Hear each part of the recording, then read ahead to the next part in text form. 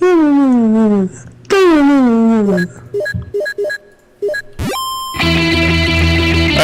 hype music. Let's go. Hype music.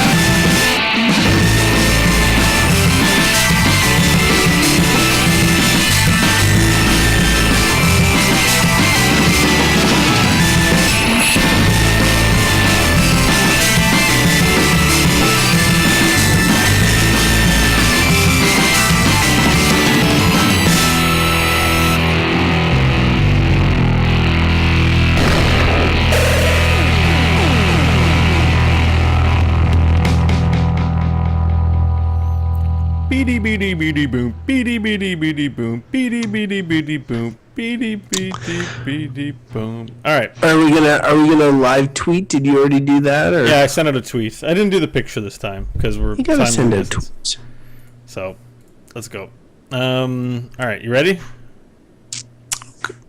Okay. Sounds like you're cutting a little bit for me. I hope that was a temporary thing. Maybe. Hello, hello. Testing. Now is it good? I hear you now. Have the volume up too high. I hear you, Bo. The taxes are too damn high.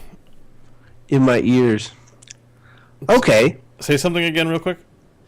I hear you, Bo, in my ears. Oh, isn't that romantic? Okay, let's get going. And what? Are you ready? Yeah, sorry. Yes. All right. Yes, you do it. All right, I just wanted to play a sound.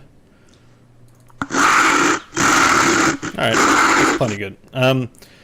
Let's, where's, oh my god, so many windows. All right, here we go. And a 1, and a 2, and a 1, 2, 3, 4. Welcome one, welcome all to the Exclamation Mark podcast, the only podcast with over 10,000 quests, most of them incomplete. I am Crofton Steers, your guild master, if you will, on this questing towards video game elation. With me is my apprentice, young master Bo Schwartz. Bo Schwartz, how are you? Hello. Is this where I say hello? Who are we talking to? He's sort of like my intern, so bear with him.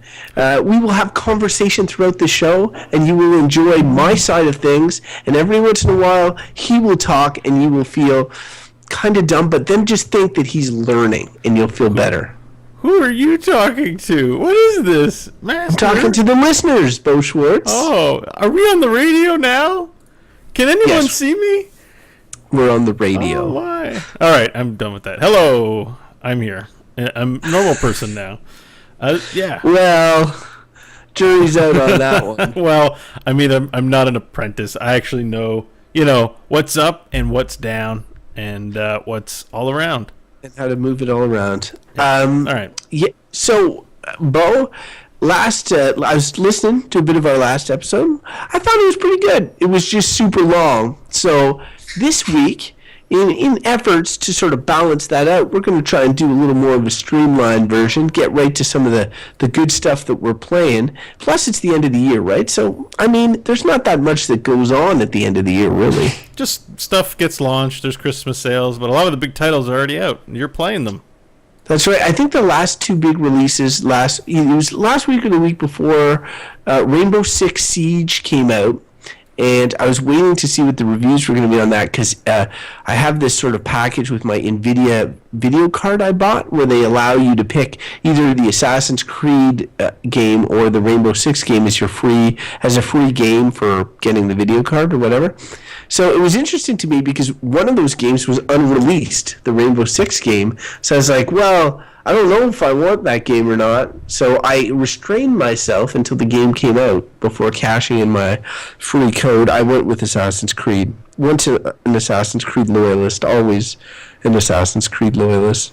Oh, well, look at you. Well, I did the reviews for the Rainbow Six game were kind of like it sounded like another one of those games with very minimal amount of content. They don't have many. I think there's very few maps. Maps are fairly small.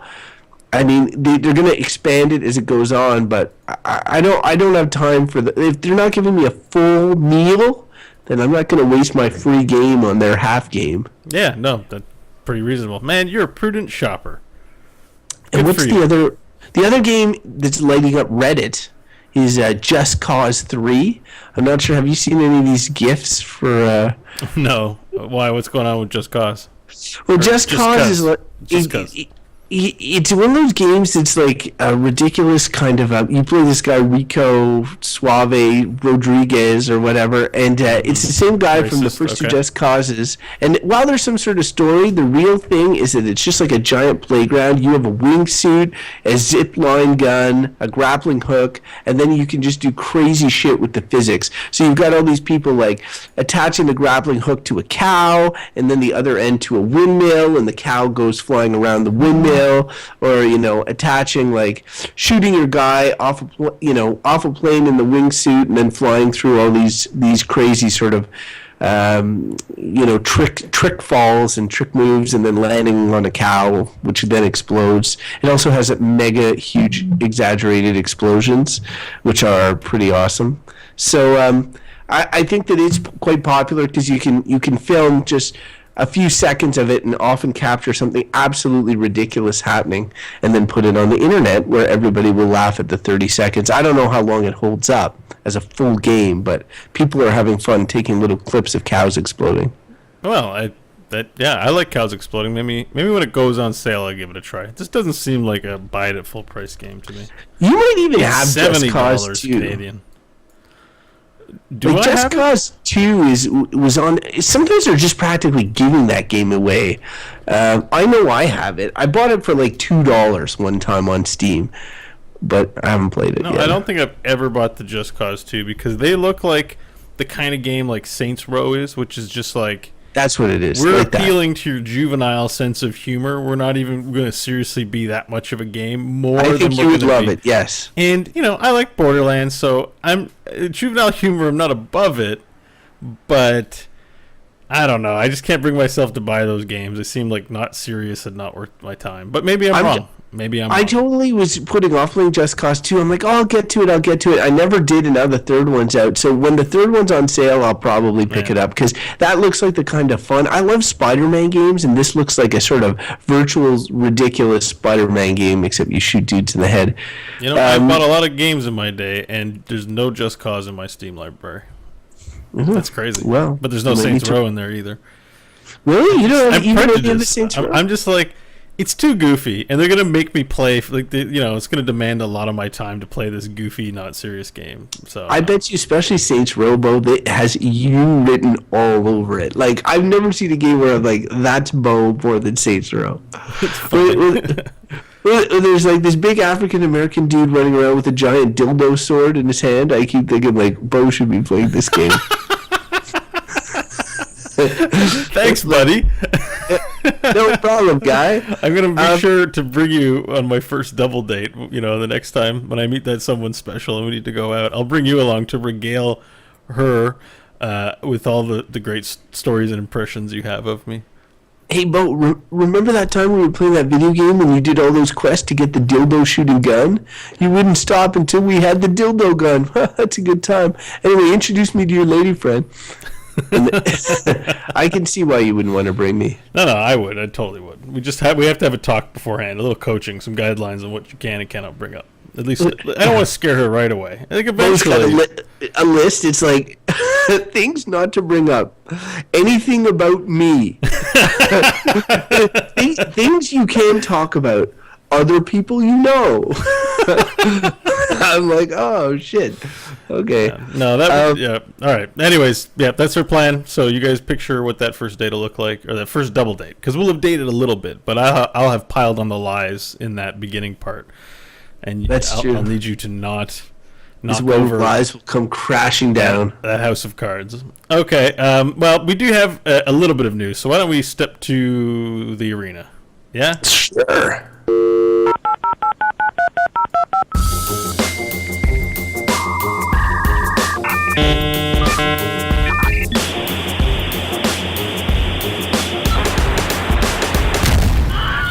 readme.txt. Yeah, it's time for some readme.txt.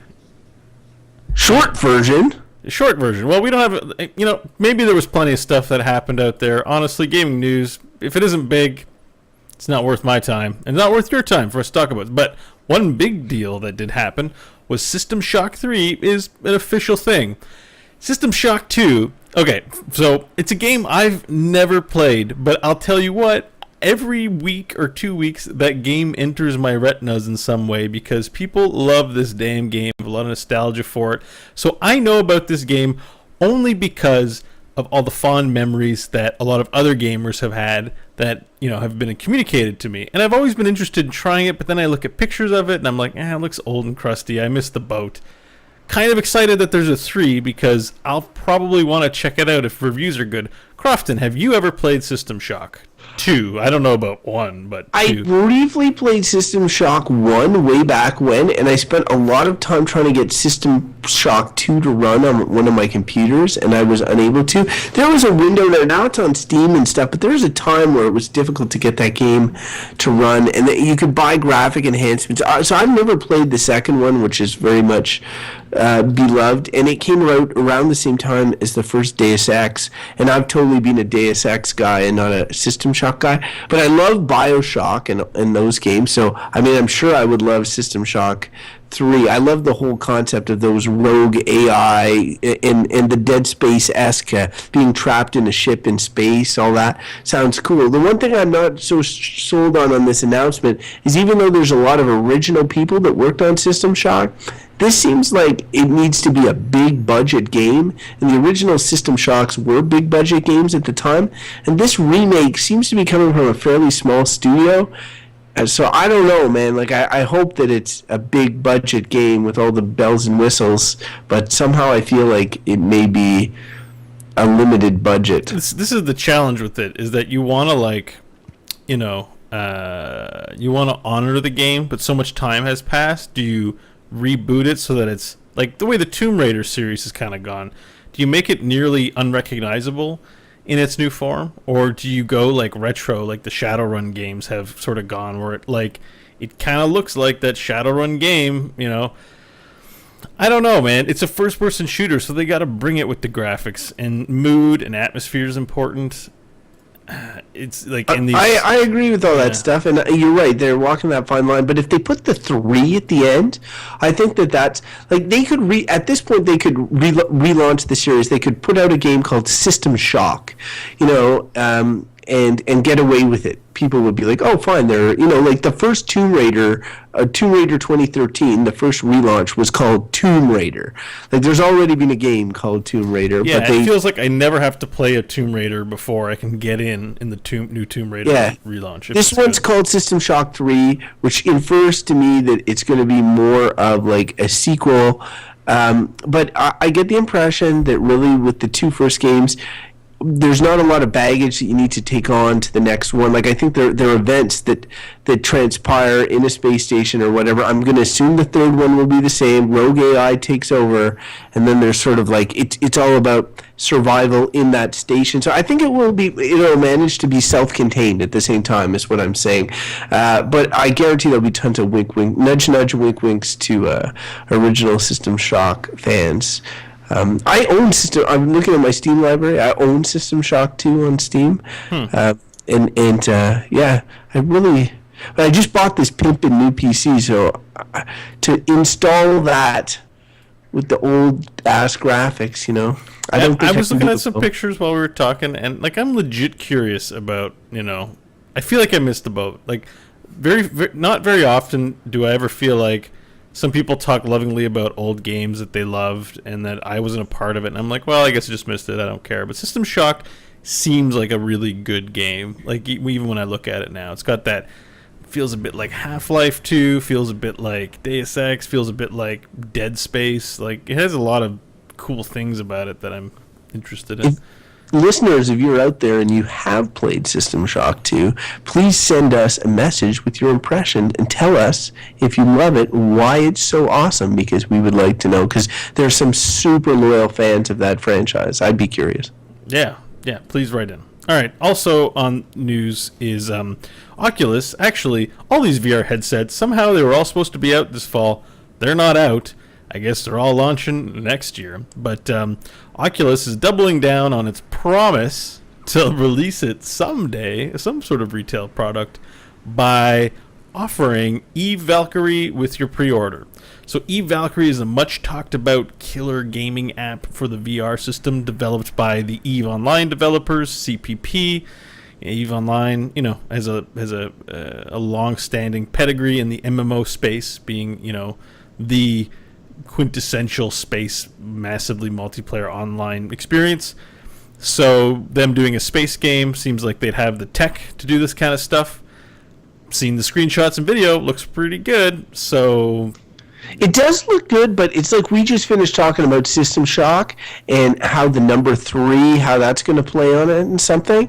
How that the fact that it's a sequel may deter people being like, oh, I've missed the boat on this. I can't jump in now if it's not. Well, there's no name scarier to me than Eve. And in terms of missing the boat, in terms of baggage that you must know, in terms of just complexity in gameplay and demanding in terms of time consumption from the player. So for me, I would be really, when I see that, and there's so many shooters like this coming out, like there's Star Citizen, No Man's Sky, there's a ton of these games, makes me feel like this would not be my first choice. My understanding from what I've read about Eve Valkyrie is that it's not, it might be linked lore-wise, but it's not linked gameplay-wise to Eve, really. It's an arcade space shooter.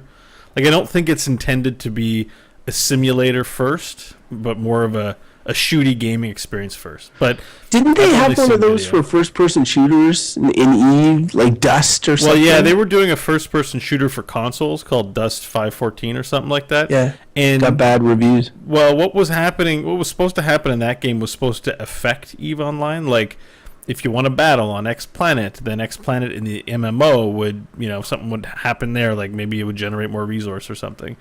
But I think the problem with that is that they were developing for consoles, and they're not a console developer, and they were being way too ambitious about syncing up their PC properties with their console properties, which there's a reason why that rarely ever happens. It's because you're at the mercy of the console schedule, the limitations and exclusivity deals and whatever other red tape is involved, making your game for a console. So you can't keep up with the demand. And I also think, if this is the first time they're developing a first-person shooter in that development studio, and then they pick the most ambitious thing to do ever as the first thing, that seems like a bad idea. Like, where's their little arcade game where they test out their technology and get feedback on whether it's good or bad? Isn't that exactly what they're doing now with this flight game? Well, I think the difference is that Oculus flight game. I think I think the difference is that it's untested territory. So the Oculus is just a peripheral. So they're not.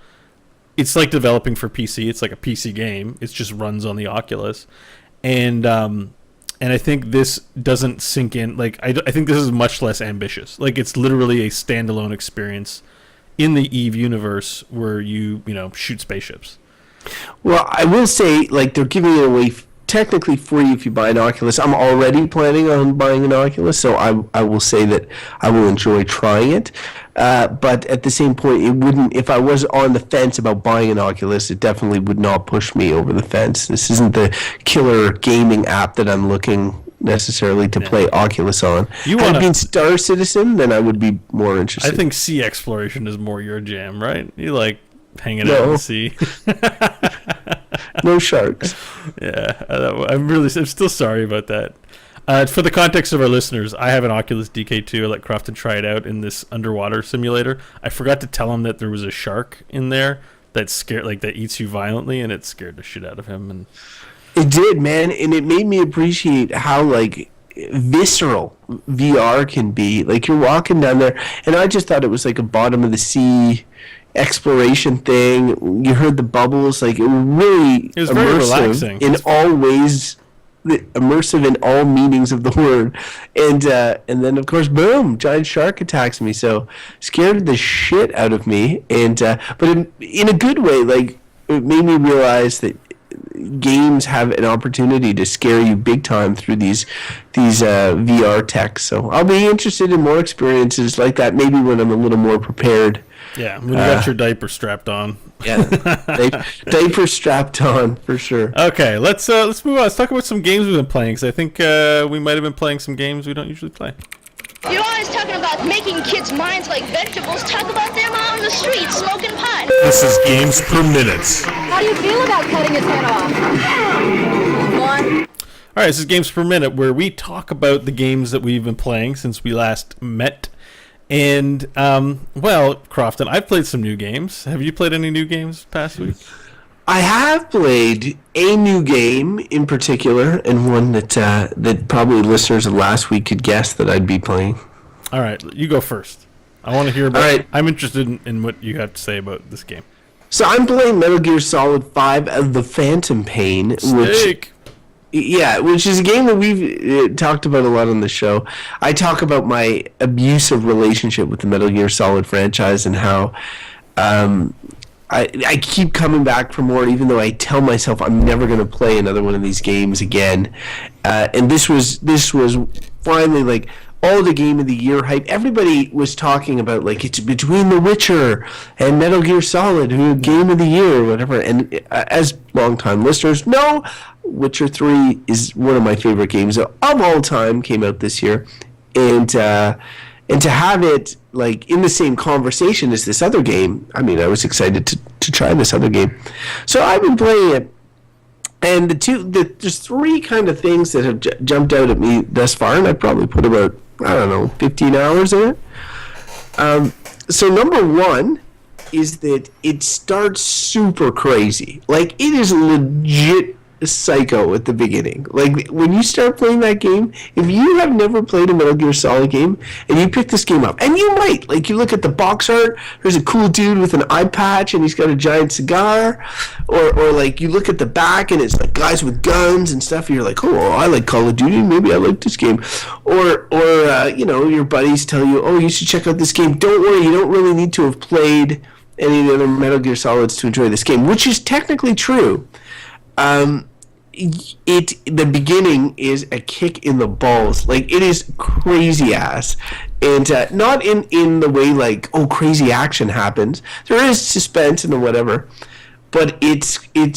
What do you mean just crazy ball? Like it's just like the story is. Do you mean it like as in there's lots of gore, or there's lots of the story is just like hard to follow because it's funny that you mentioned the gore, because there is a substantial amount of gore in the opening sequence, like substantial. And Hideo Kojima said that there's going to be more mature themes, but I find there's been a lot of gore for gore's sake. In Ground Zeroes, it ended with a scene that was extremely gory, and this started with a lot of gore as well. So yeah, there's that. Then there's this Japanese sensibility where like this is an American Cold War setting, but it's made by Japanese niche genre developers like who are used to a certain themes. So it's really crazy to hear Kiefer Sutherland, who voices Snake, deliver some of the lines that are written by Hideo Kojima. Like you're just like, oh my god, this is ridiculous. Like he says ridiculous shit, especially in the opening. And then there's just like, I don't want to spoil anything, but like there's like a floating child with psychic abilities, and then a giant flaming whale, and all sorts of like. It's That just sounds like amazing. Oh my god, I love it. It's just retarded. I And, love everything I just heard. Everything. There's a floating child and a flaming whale. I love that. It's all in this hospital, but then there's like just ridiculous shit that happens, and that's always been the balance between this game. On one side, you have this legitimate stealth game where you are the big boss, the best soldier there ever was, because you're so great at stealth and fighting dudes and stuff. And then on the other hand, you have ridiculous anime level enemies that you see in these crazy cutscenes. Like there'll be these giant robots or giant throughout the Metal Gear franchise, but you never really fight them with the abilities that you play the rest of the game with. It's hard to explain, but you're never stealth fighting these giant robots.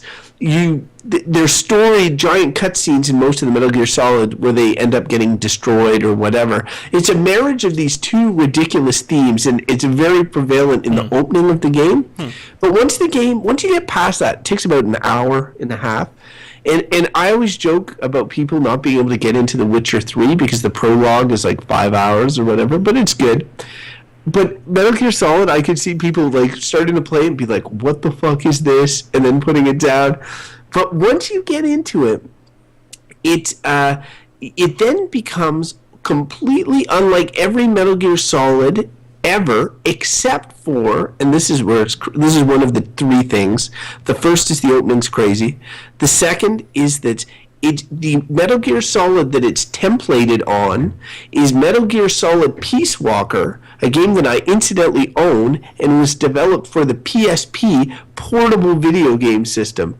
So they have essentially taken a portable video game and turned it into this like giant AAA blockbuster, but it still works in the same way. So you have this helicopter and this base of operations. You expand your base throughout the game. You can build new platforms, upgrade shit, all that sort of stuff. And then you go out on stealth missions. And there's main missions, and then there's extra side ops that give you more money or more resources or whatever. So you're going back to the same environments often. You're doing missions. You're doing missions in the same places over again. And it's pretty fun. Like the gameplay is really fun when you're doing those missions. It's stealth gameplay. If you like stealth games, you have a really good time. You can upgrade your gear, come in with different gear. You can go lethal or non-lethal. There's all sorts of interesting emergent game design, they call it. Like weird shit can happen. I was approaching these ruins, and I was determined not to use any lethal force, and there were guards everywhere, and I was just like, I was picking my spots. You mark all the guys with your binoculars beforehand from the cliffs. You scale down, and you're sneaking in, and you're getting around all these guys. Oh, a guy saw me, and when a guy sees you, you have a brief sort of bullet time moment to kind of make a move to subdue him before he'll raise the alarm. So bullet time kicks in. I shoot him in the face with a tranq gun. And then he goes down. I take him. I stick him in a porta potty so that nobody finds his body. And then I keep moving, and I'm almost at this giant fortress, and I'm super stoked. I've got by all these guards, and then like no joke, I kick over a bottle. Like there's like a beer bottle or whatever, and it just like falls over, and I got my headphones on, and then you just hear the clink clink clink on the ground. And Metal Gear has always had this thing where you're spotted. There's an exclamation mark that goes over the guard's head. Right. And so all these guys turn around at once, and exclamation marks go over there. And it's like, fuck! Ah! And then I just gun them all down, obviously. Because the combat, the actual combat, if you're going lethal, it's really not that hard. It's just that at the end of every mission, you get a grade like A, B, C, whatever. Okay. And you get more resources depending on that grade. I think that sounds like a lot of fun. I'm looking forward to playing this game. This is one I'm going to pick up, I think.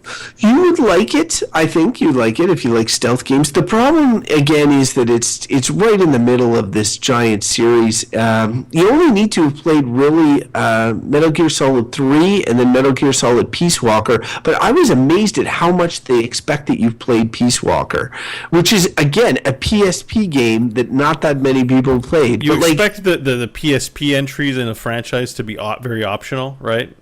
Very optional. Yeah. And in this case, not only is it not optional, but it is essentially, this game is a direct sequel of that game. Wow. So, whereas Metal Gear Solid, there's 3 games in the Metal Gear Solid prequel trilogy, which is 3, Peace Walker, and 5. And 3 is my favorite so far. And you can play it by itself. But Peace Walker, and you can play it by itself. But 5 kind of really looks at the end of Peace Walker as sort of a starting point, and they suggest that you read all this text at the beginning to be like, this is what happened in Peace Walker. I'm not sure. You've played some Metal Gears, right, Bo? Yeah, I mean, I played 1 and 2, and then 2. After 2, I was like, I just can't do it anymore. Do you remember in 1 or 2 the long codec conversations that they would have? Like when you do the radio thing, and yeah, and the little green screens and their faces would come up, and they would be talking and be like, "What do you think the meaning of war is?" And they last forever, which I kind of didn't mind. I sort of dug that stuff, I think. Well, in this game, because it's set in the past, it's kind of funny because you get all these. It's all cassettes. And you get these cassettes, and you can play them during your mission, and it's conversations that happen, before the mission even began, and that you recorded, and then now you can listen to them. So you can go, instead of interfering with the gameplay, you can listen to it as little or as much as you want. So you got these cassettes playing in the background, you're like, okay, I'll listen. And there's music cassettes you can get to, and you're listening a lot of licensed music, which is cool. But and I'm really enjoying the for me, remember how I talked about how with The Witcher there's this long sort of time to get into playing it? Like, I gotta know I got a few hours to play The Witcher, because otherwise it's just like I'll get too into it, and it takes so long to get into it, and then when you're in, you're really in. Yeah. Well, in this game, because it's a sequel to a portable entry, it's a very bite-sized. You can go in and be like, I'm going to do this side op. Takes me 15 minutes. Okay, that's it, and then turn it off. Like, you can totally do that. So for my lifestyle, I like it, because I'll play some Rocket League, and then I'll be like, okay, I'm going to do some stealth and play some of Metal Gear. So it's so far good, but it honestly, the takeaway thus far is that it's nowhere near being in the conversation of a best game of this year with The Witcher 3. I don't even, it's a good game, but I don't understand how it's anywhere close. So they're not comparable quality-wise. It's interesting. Because, much is made about Metal Gear Solid being the last Hideo Kojima entry. Like, it feels like Metal Gear Solid's probably over unless someone at Konami decides to reboot a new thing with it, like or sell the IP or something. Yeah, Metal Gear Moonbase or something. I gotta tell you one thing before one thing about Hideo Kojima that really makes me laugh, because everybody talks about, his name was stripped from the box, and last time when we were talking about Ground Zeroes, I made this joke about how, like, you start the game and it's like directed by Hideo Kojima and all that sort of shit, and how you get his name like 8 times. The Phantom Pain is way worse, because before you begin every mission, okay, you get a credit sequence. What? And at the end of every mission, you get a credit sequence. Now who wants that in their game? Like, holy shit! It's done from a styles perspective. So, for example, I'll start a mission, and it'll be like Metal Gear Solid, The Phantom Pain, Episode 6, and then whatever the name of the mission is, and it'll be like starring Snake, and then it'll be like starring Snake, and they give you spoilers in a bit, because it's like the credit to the beginning of a movie for every mission. So if it's a story more important to the main story, you'll get to see that certain characters are going to show up in the credits, which always play during your helicopter ride. Oh, that's lame. That is to so be dropped lame. off. So it'll be like starring Skullface, and I'm like, oh, Skullface is going to be in this mission. That'd be like if the new Star Wars movie had the opening starring people and it said Edward James Olmos, and you're like, oh damn, Darth Vader's coming back. What? Wait. You really screwed that one up so badly. Who is it? Not Edward James Olmos. James Earl Jones. James Earl Jones. Shit. Oh, here's my nerd card. Take it away from Edward James. You'd be like, Commander Adama's in this? That's incredible. At least you got that. Nerd card is back. I'm giving it back.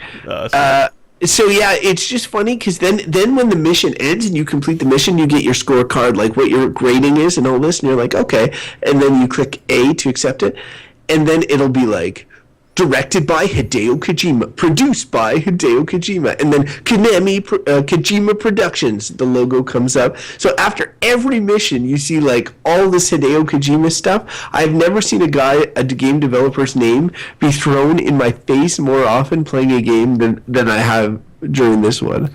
So he's getting his credit. Yeah, I guess so, but I don't like that direction generally, though. I think if you're making a game, and yes, put your name on it, put the credits on it, but good lord, someone doesn't need to see that every time it's like, I don't want to see that at the beginning of every chapter of like, I don't know, every quest Skyrim. It's like, directed by Todd Howard, developed by Todd Howard. It's like, nobody wants that in their game. Like, what are you doing? Did you ever play Alan Wake?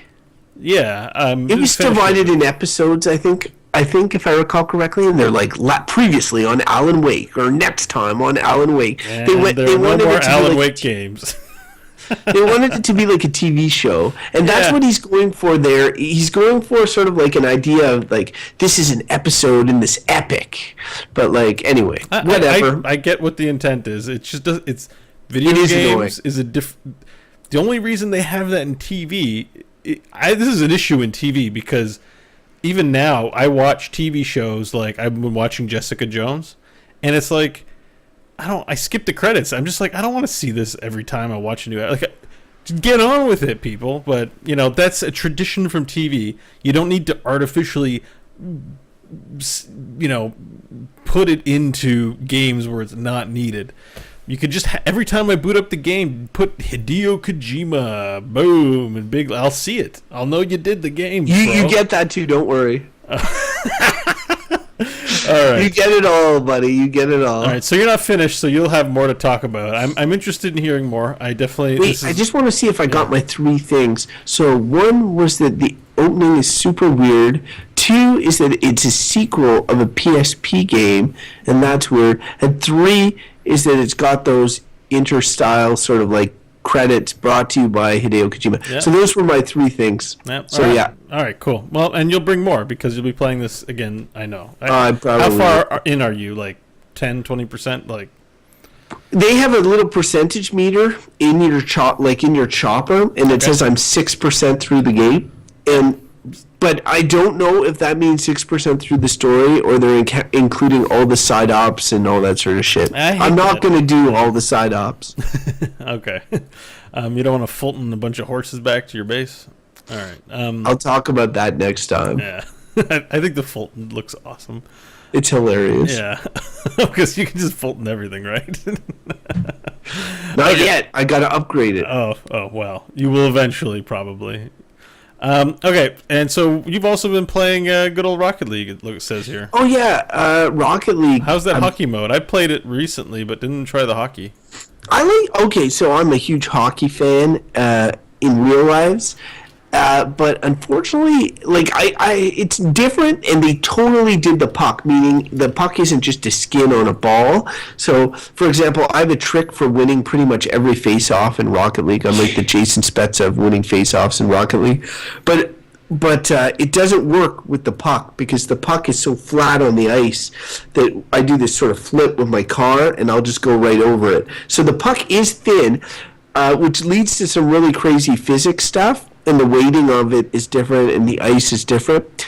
but it's not as, it doesn't work as well, like, because there's no sticks on your car and you're hitting it, like, it'd be like playing hockey if everybody was wearing skates and had no sticks and had to kick the puck everywhere. So I mean, it works, but it doesn't work too. Like, there's some, you're saying it's not as satisfying as the ball gameplay. it's just not as balanced. Yeah, Okay. the goals in particular, like, if you say, this is hard to explain, but if you put the puck up over the net, like along the wall, because the soccer ball can roll along the wall in Rocket League, and the puck can do the same, and it drops down in front of the net. Well, in soccer, somebody has to, like, drive and nail it into the net, whereas in the hockey thing, the puck will just sort of fall into the net and then it's an automatic goal. As soon as the puck touches the goal line, it's an automatic goal, whereas in the soccer mode, it had to literally cross the goal line and you could see it, sort of the white light go on the soccer ball to show how far it was across the goal line. Yeah, in the case of the hockey puck, it's not like that at all. As soon as it touches the goal line, boom, it's a goal. And that's really actually quite annoying. I don't even find it satisfying to score that way, much less when somebody scores on me that way. Like, when they put the puck up really high and it's just sliding down off the wall and slides into the net, like onto the net, and it's like, goal! I'm like, oh, that's bullshit. That's kind of stupid. So yeah. I didn't like that as much, but I think it's a cool option, literally. And I liked the Wasteland mode as well, which was it's a cool option because it's a hockey rink. It is ice. And I like the Wasteland mode, which was another mode that the bonus. I've played that. Wait, Wasteland, like, you mean the map? Yeah. Sucks that it's not in the ranked mode, though, because I only play ranked now, and so I never got to play it unless I got out of ranked. Yeah, I'm not too good not to play ranked. I like the slope on either side. You're too You good liked it? Yeah, I think the slopes on either side it just makes it interesting. Like, the ball sort of tends to roll to the middle, where on the default maps there's a lot of corner stuff that can happen, where it tends to push the ball into the mid area, so it never felt like there was those weird corner stalemates. I liked it. It's funny I'm that at it's not in 52 ranked. hours in Rocket League, which to Bo is What? nothing, but to That's me, a lot for you. Oh my god, you played this game 52 hours? So 52 hours total so this is like a $20 game, and if I go through my Steam catalog and I look at the games that I put the most hours into, like a game I put like 63 hours into like Assassin's Creed 3, and I pretty much totally finished that game. I put 100 hours into Skyrim. I'm like halfway through the time I put in Skyrim and Rocket League, and I just don't see my enthusiasm waning. So that's a really, like, when they're doing the Game of the Year awards right now, and like right now Witcher is my runaway. Like, it's for sure my runaway, and I've put in a ton of time. But if this was last year, which I've said before, it was kind of a shit year in gaming, I would if Rocket League had come out last year, for me it would be a slam dunk Game of the Year winner. Really? Yeah, I guess it's good. It's really good. It's just grown on me. I've always enjoyed it. It's grown on me. I find it relaxing. I'll sit down. There's not the endless, like, trolling. There is trolling, but it's not like going on an FPS and getting shot in the head over and over. Like, you just feel like, even when you have a bad Rocket League game, you're like, it's not that bad. Well, now I'll just play another game and it'll be with different people. But I don't have bad games, so I don't know what that's like, really. I love how confident of a Rocket League player you are. It's great. Well, good. So I've been talking a lot. What have you been playing? So, all right. So, of course, I played some Heroes. There's a big deal with the recruiter friend thing. You get a vulture mount for recruiting 4 friends, but I made 4 Smurf accounts and got it because I got no friends to refer. You could have referred me. Yeah. Well, I can still refer you, actually, because, I should refer you because you'll get a free Rainer and a stim pack to start off. I thought Rainer was the free guy that everybody started with. No. He's the training guy. You'll get to play him in training, but you have to buy him just like everyone else. But I'll send you the link actually tonight. You'll get Rainer, and if you hit level 10, account level 10, you'll get Sylvanas, an in-demand hero. This is a good pickup. Sylvanas for free for reaching level 10, including there's a free rotation of 10 heroes. So no matter what, when you log in, you'll get to pick from 10 different heroes, but the ones you own, you'll always get to pick. So that's good. So the deal was, if I had 4 accounts that hit level 10, I get the Vulture from StarCraft to ride around on as a mount. and it's sweet. There's nothing like it in the So game. let me get this straight. You created 4 fake accounts and leveled them all to level 10? Yes. It doesn't. It doesn't. Hilarious. It doesn't take that long. It really doesn't take that long. We ground out some bot game, like some AI games, real quick. But there's a big controversy about that because basically everybody is making Smurfs and doing like that strategy and not actually referring people. It's funny I didn't think of you, but I just assume you're never going to play Heroes, man. But I mean, I could have just what did I have to do? Create an account? I already have a Blizzard account. Well, I would have done it just. But to you help haven't started playing, so it'll still count. So I can still benefit from you. I give you the link. You log in. You get Rainer for free. You keep playing until you get to level 10, and then I get flagged as, hey, someone hit level 10. You get 1 out of 4 checkboxes on your vulture. So I need 4 But people. don't you already have the vulture? Well, I have it now, but I'm sure I can still recruit you, or I can find somebody who needs that. Sweet, whatever. Just I'm gonna play it at one point anyway. I told you I was just waiting to get this computer. All right, sweet. Well, we should play this week then. All right, I'll send you the link after the show. So, anyways, that happened in Heroes of the Storm, but something else happened. We were on the NVIDIA stream no, it's not the NVIDIA stream anymore. Scott's just doing this show called Experience Points. And he really wanted me to play. You mean NVIDIA breakup? Yeah, the contract's over and NVIDIA's not renewing, so Scott's keeping the show. Bastards. Yeah, bunch of bastards. I'm just kidding. NVIDIA send me free shit. Scott's keeping the show going though, and I was on, and he picked up a copy of Duck Game for me, which I'm very grateful for. Now you remember Towerfall Ascension, right? Yeah. So I remember that, but I've never heard of Duck Game. So Duck Game is made by Adult Swim Games, who usually make jokey games. It's basically Towerfall Ascension, except it's that game more has like levels that you play. This one's like you literally jump in, you get a map. It's up to 4 players, so 4 people control ducks who can quack. They go quack, quack, quack, quack, quack. You can pick up guns and chainsaws, and it's deathmatch, and it's like one-shot kill.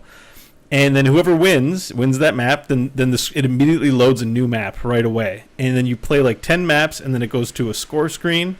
And if no one's the winner, it loads another sequence of 10 maps. And you just keep going in these rapid-fire deathmatch, one-shot kill things. It's a side-scrolly kind of 8-bit game. It is amazing.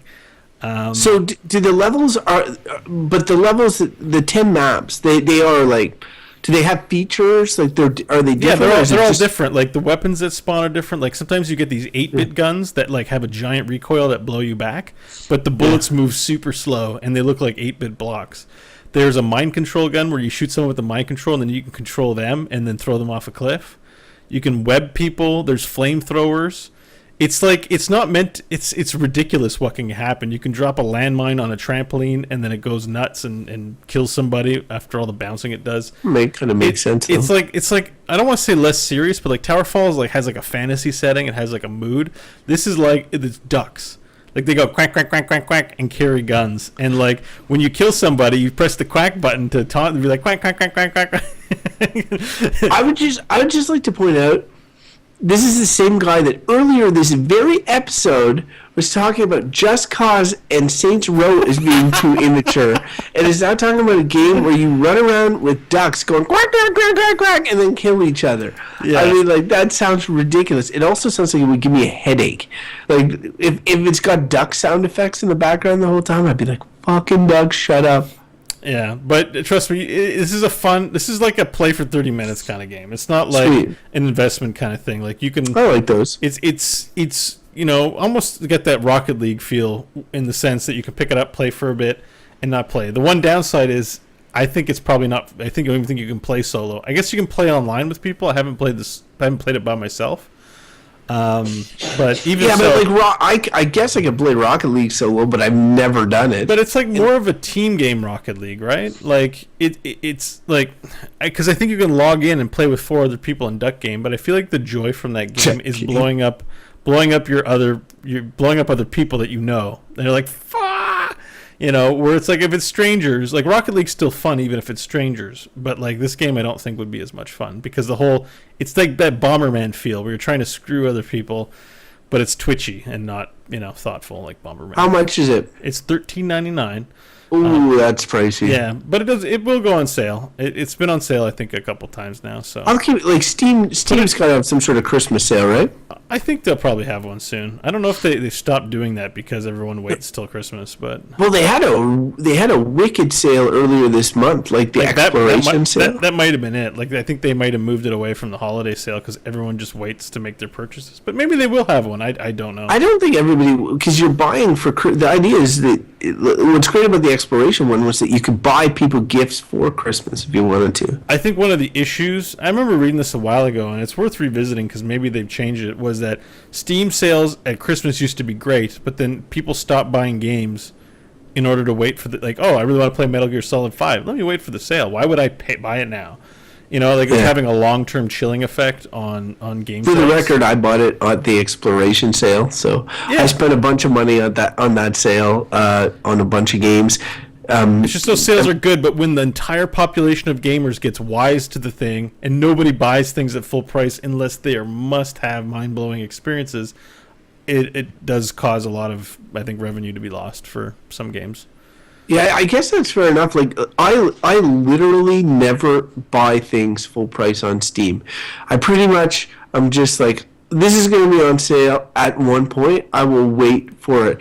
Like, unless a game came out that I need to have day one date, but like, honestly, that doesn't happen very much to me anymore. Like, Fallout 4 came out. I thought I was going to be like dying to play that. It took me a while to get the computer, so I wouldn't have been able to have it on day one. But I could totally have played it before I played Metal Gear Solid 5. But it's too new to be on sale. Whereas Metal Gear Solid 5, a couple of months earlier, was now on sale. So I was like, well, I'll buy that one. I haven't played either of them, so I'll buy Anyway, I'm in a similar boat too. Unless I really want it, it usually Witcher. I'll probably get at some point. Actually, if I do buy it, it'll be on sale. That's the message. Yeah. So Duck Game Super. You need a computer that can run it first. I don't know. I got this new graphics card, baby. Might be okay. Maybe it's possible. I guess. I can run Strange Heroes. things have I happened. can run Heroes at Ultra, which I wasn't able to do before. So there is a difference. So I've been playing Duck Game, playing Heroes of Storm, and we talked last week that Elder Scrolls was giving away $1 million to a player. And I said, I said, I could really use $1 million in my life. So I entered the contest. And, by playing it once? Well, no, I don't know if you have to play it. I think you do. I did anyways. I couldn't find that part in the rules. But you have to sign up for the sweepstakes. So you can't just download it and expect to win. There's a sign-up form for the sweepstakes. Entered that. Downloaded the game client, I played maybe an hour and a half. It looks like an Elder Scrolls game. It didn't look too much like an MMO until I finally got out of the new section. So the graphics are great, but it's still an MMO. It's still like, there's a guy and there's other players around. Like it felt a bit janky in that MMO kind of way. Yeah, I know exactly what way you mean. But the graphics were, very nice. It had definitely that, Bethesda feel to all of the art and characters. Everything was voiced. All the quest givers I talked to were fully voiced, which was pretty good for an MMO. Yeah. But Star Wars: The Old Republic's the only one I can think of like that. So after being in this weird place that Molag Bal controls over called the Cold Harbor, I went back. I recovered my normal body. And then I woke up in a town and there was stuff everywhere. And then I was like, okay, let's see, because it's a free-to-play game. Like, I don't think there's a subscription. I think you buy the game and then you can just play. But there's definitely a transaction store. Let's see what's on here. And it's mounts and pets and armor and bag slot upgrades. And I said, this game sucks. I was like, I just don't, Warcraft. But that's what Diablo and all those games are. No, you don't buy those things at all. The auction house? They closed it. But you used to. Well, you used to, but they closed it, and that's what people wanted to play the game again. What about in Warcraft? You can't buy any of that shit in Warcraft? Mounts and stuff? The only mounts you can buy are extremely expensive mounts, like for $25, but where half of it gets donated to charity, like they're charity driven. They're really nice mounts, but there are literally thousands of mounts in the game. You don't feel compelled to get whatever's on that store. That's like charity stuff. The way that they do microtransactions in WoW actually is you can level a character up to full level for $60. They're really expensive transactions. not these like, hey, spend 500 crystals here and get this and unlock, these quests for 10, like crap like that. There was the same that was true in Star Trek Online, and it just gets too complicated and it looks nickel and dimey. Even I'd level that criticism at PlanetSide. I've logged in recently, and it's just, what am I looking at in this store? It's just barf of like crap to spend space points on. So I was like, I'm kind of turned off. I don't want to be invested in this, a game like this.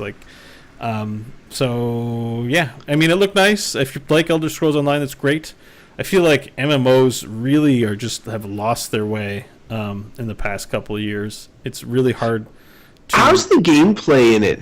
Like, is it... Because that's my big criticism, as you know, with MMOs and Diablo and Heroes and MOBAs and everything, is the whole hotkey combat, isometric, whatever, or third person where you're just going and like, click, attack animation, then 1, 2, 3, 4, 1, 2, 3, 4. Like that stuff wears with me. Whereas the Skyrim, while it doesn't have crazy combat, has at least like, you could go in and like swing your sword and do things in different ways. You do exactly that in this game. You can stun somebody by pressing both the left and right mouse button to interrupt spellcasting. You can block with the right mouse button. You can attack with the left. You do a charge attack if you hold down the left button. It's a hybrid. There are hotkeys, so as a Dragon Knight, I could put on dragon armor if I pushed 1. But it looked like there was only spots for 4 or 5 hotkeys. I don't think they made... I think it's a hybrid of both. I think you're manually... You can swing in first person or in third person, but you're manually doing what you do in those Skyrim games, like in the Elder Scrolls and Fallout. Like, it works the same way. So, hybrid. That being said, a lot of those, like, I know for Warcraft, it starts to really show its depth when you do raiding and do high-end content, your rotation. Right. I don't know what that looks like in Elder Scrolls. Without getting to max level and really getting that experience, I don't think I'm really going to see, how, if it's pleasurable to do or not. But I don't know. It's just... What about the world of Elder Scrolls? Because every time they release one of these games, like I started in Daggerfall, but like Morrowind, or Oblivion, all these, they're set in one of the continents of Cyrodiil or something. Tamriel, I think. Tamriel, yeah, that's it. So do you like? Can you go to places that you go to in these other games? In the map from Tamriel, it looked like, yes, you could go to Cyrodiil, the Imperial City. See, I would be stoked in a way. Like, I would be stoked to go back to some of those places I've been in other video games and see them with even nicer graphics or whatever. Like I think of the Imperial City in Oblivion. That was one of those places that had a big wow factor for me when I first played it. Maybe it'd be interesting to go see it. I look, because what happened was I opened up the world map and it's like some places were available and some places were not. Too high level or something? No, like just it looked like in development. Like I couldn't go to Skyrim, for example, but it's there on the map of Tamriel. Like there were places on the map that were not filled in, and it's not because you couldn't go there. It's because it's not in the game. Like you have access to certain zones of Tamriel, but not the entirety of Tamriel. And maybe the plan is to release that over time. I don't know. Well, I heard Skyrim was in the game. I saw comparative screenshots for each of the locations. Then maybe it needs to be unlocked, and I don't get to see it till I get there. So that might be a thing. The world map was obtuse to use to begin with. Like there's this giant list of maps, and you pick maps to look at. And when I opened up the one for the entire world, I could only click on certain maps, and I didn't understand why. It wasn't immediately evident. So was it free to play? There was a free-to-play weekend, but there is no way to free-to-play. You have to buy the game. Okay. Yeah. And it's $60. It's normal price $60, but I have to imagine it's discounted by now. I'm going to look right now. Any other final thoughts you got on that one? My final thought is if I win the $1 million, then I will be loving that game and playing it out of gratitude. So, pick me. It's $70. Yeah. It's Tamriel Online Unlimited. Blah blah blah blah blah. Let me just see some screenies. I mean, yeah, I see what you mean. It looks MMO-y in the screens. Like, it doesn't have that Skyrim feel necessarily, you know? No, it looks very actually like, because for me the Elder Scrolls are about that immersion, and this feels like I'm in an MMO. I'm immersed in an MMO. I'm not immersed in an actual other world. So, you know, it wasn't like, man, I need to keep playing this. Skyrim's a game where I'm like, I just want to play for an hour, and I'll play for like 12 hours because I'm like, oh, I'm super into everything that's going on. But this game didn't hook me, so. Yeah. Witcher 3, buddy. All right. Well, that's the games we've been playing. I think we're just going to pass on the dialogue tree today. We're already 56 minutes. And let's move on to the good old inventory management, where we answer the question. Well, we'll tell you in a second.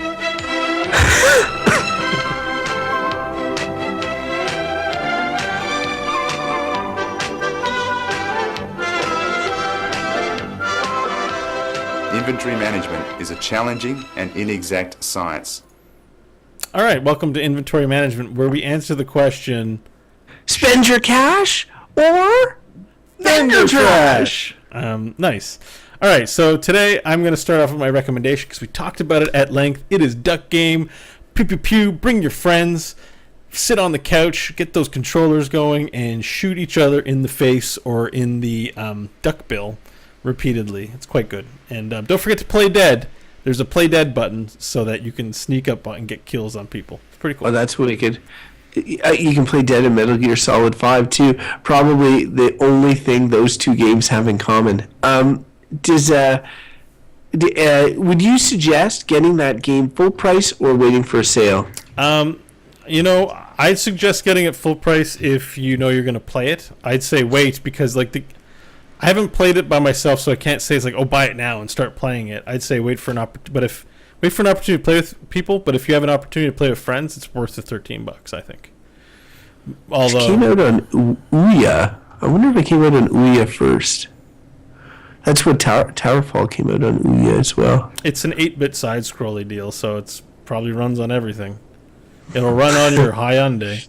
The first review on Steam is just quack quack quack quack quack quack quack quack quack quack quack quack. 10 out of 10. Would quack 10 again. out of 10. So that is awesome. That is so awesome. I saw the review. Duck Game for Bo. So for me, I'm going in the total other direction. I mentioned Assassin's Creed 3 earlier and how much time I put in. A lot of people have said bad things about Assassin's Creed 3. I won't repeat them here, except to say that it was alright. It wasn't great. But Assassin's Creed 4, Black Flag, that game was sweet. And this is the pirate one, right? This is the pirate one, okay, yes. This is the pirate one. And it is no joke. Like, I played Sid Meier's Pirates. It's a great game. I played Monkey Island. Also, it's a great game. There is no better made pirate game than Assassin's Creed 4 Black Flag. And the only thing that I would levy against it is that it's an Assassin's Creed game. I would have called this game Black Flag, and I would have removed all the Templars and Assassins mumbo jumbo out of it, and I would have made it just focused on the pirates. And there's not a lot of that Templar crap, but it's around the end as always. But the rest of the game is just an amazing pirate game. And with all these open world games, the trick is to nailing the feeling.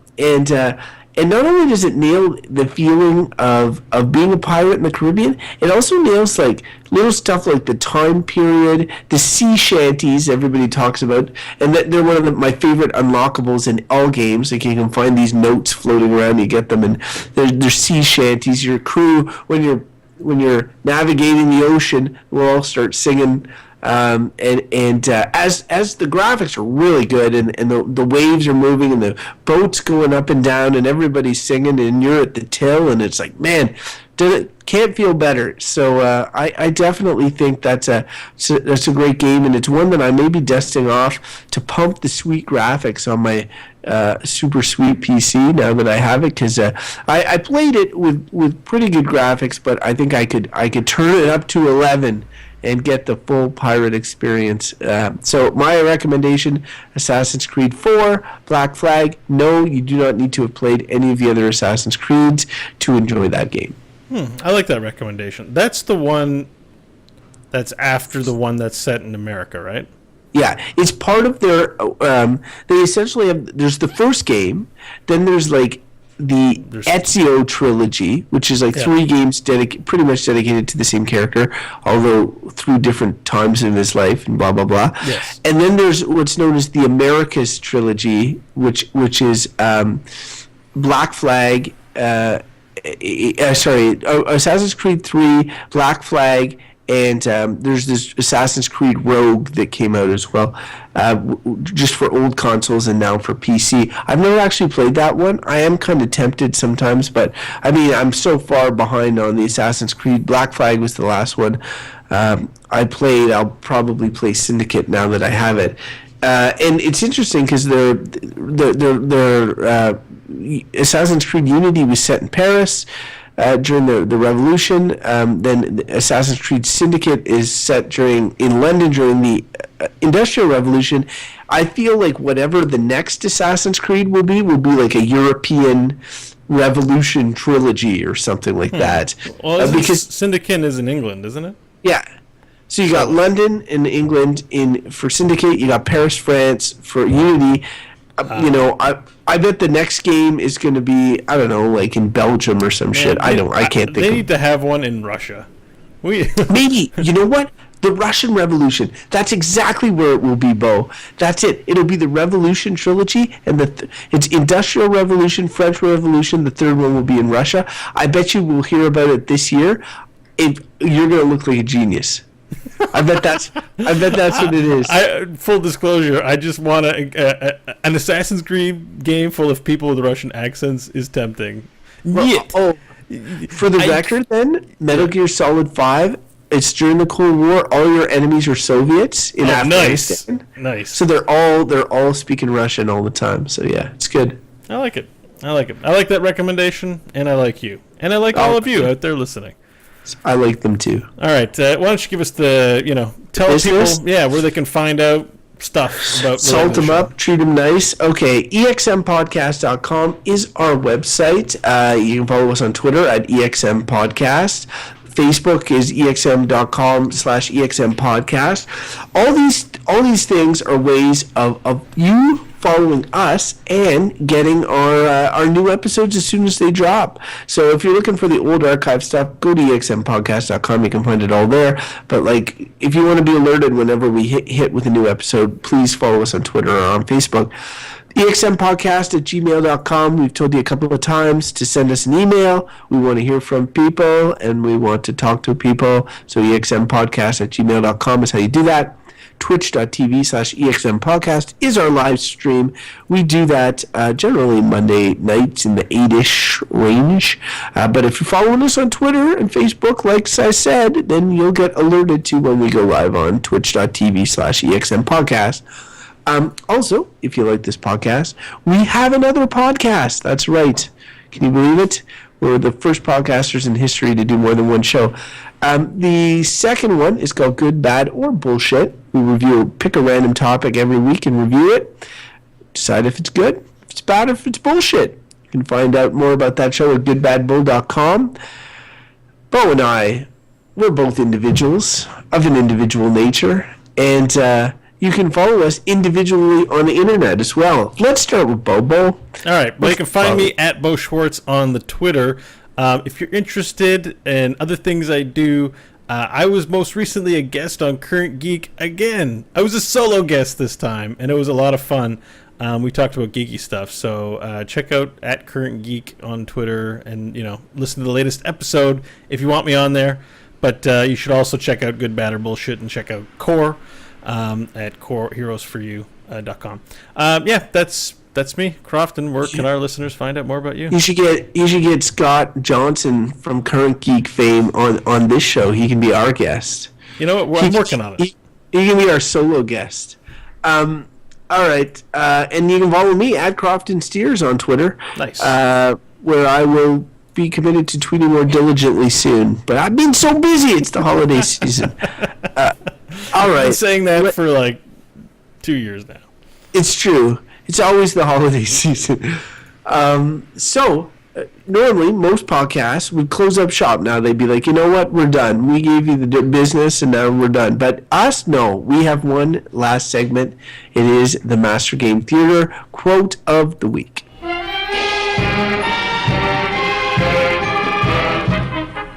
It's now time for Mastergame Theatre. So, Bo, I'm going to set you up for this week's quote.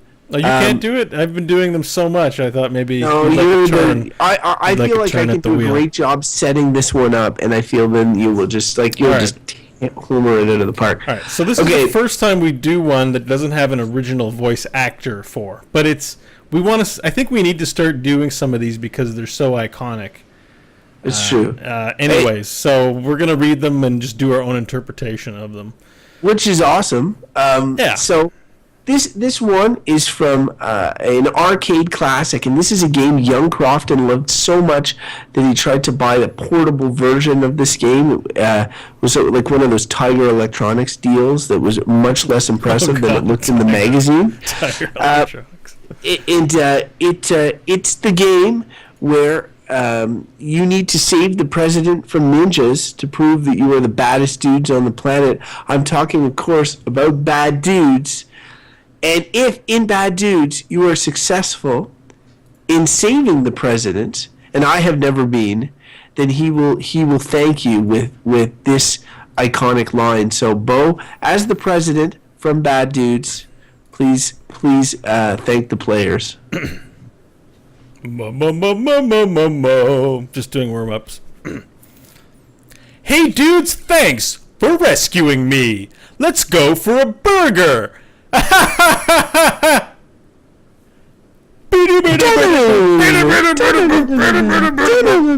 the end of the show. End of the show. Thank you to all of those who are watching on the live stream.